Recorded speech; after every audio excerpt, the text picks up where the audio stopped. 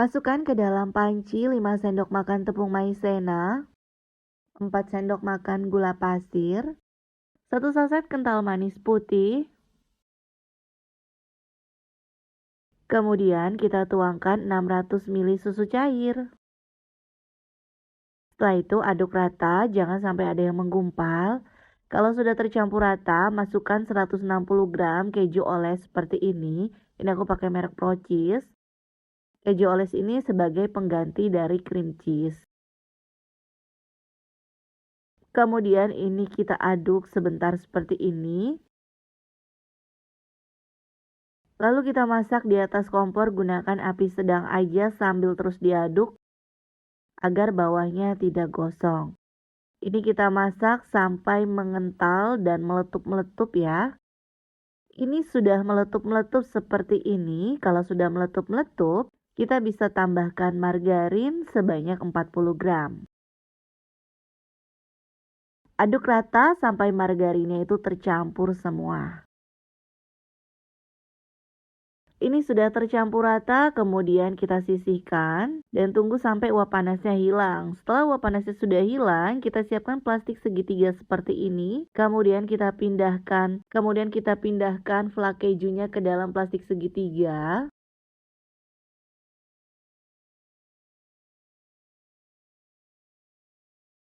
Setelah itu kita ikat. Satu resep flak keju ini jadinya itu 3 plastik segitiga. Setelah itu kita sisihkan. Lalu siapkan biskuit cracker atau gabin tanpa gula seperti ini. Untuk mereknya aku menggunakan seperti ini ya. Satu bungkusnya ini harganya 16.000 aku beli.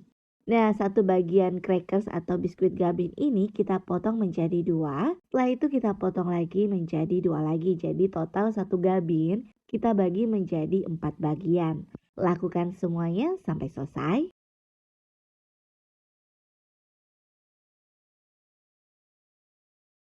Ambil satu keping gabin yang sudah dipotong, lalu kita celupkan ke dalam susu cair dan kita masukkan ke dalam puding dengan ukuran cup 100 ml. Ini aku pakai 2 keping seperti ini. Setelah itu kita kasih atasnya flak keju.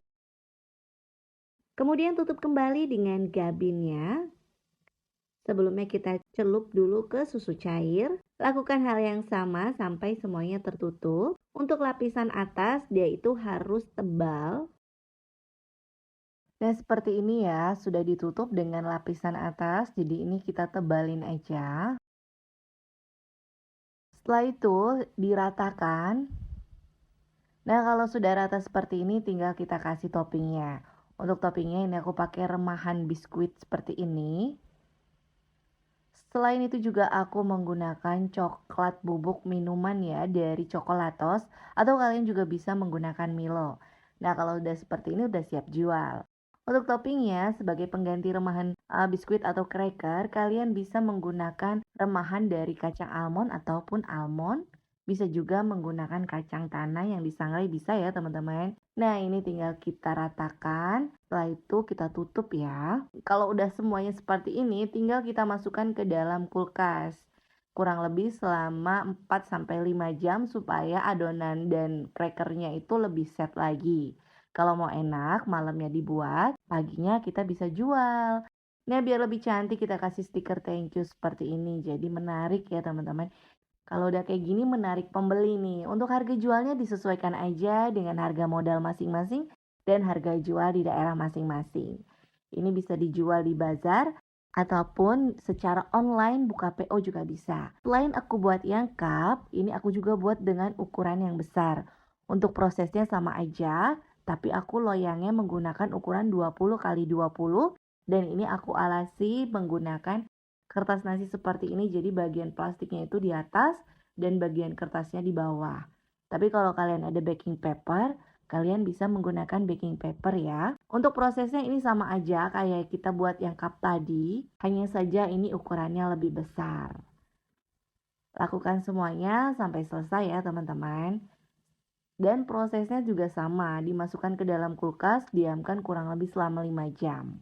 Sampai di sini dulu ya ide jualan dari Dapur Ibu Acep. Terima kasih sudah menonton video ini. Jangan lupa subscribe dan bagikan resep ini ke sosial media kalian semuanya.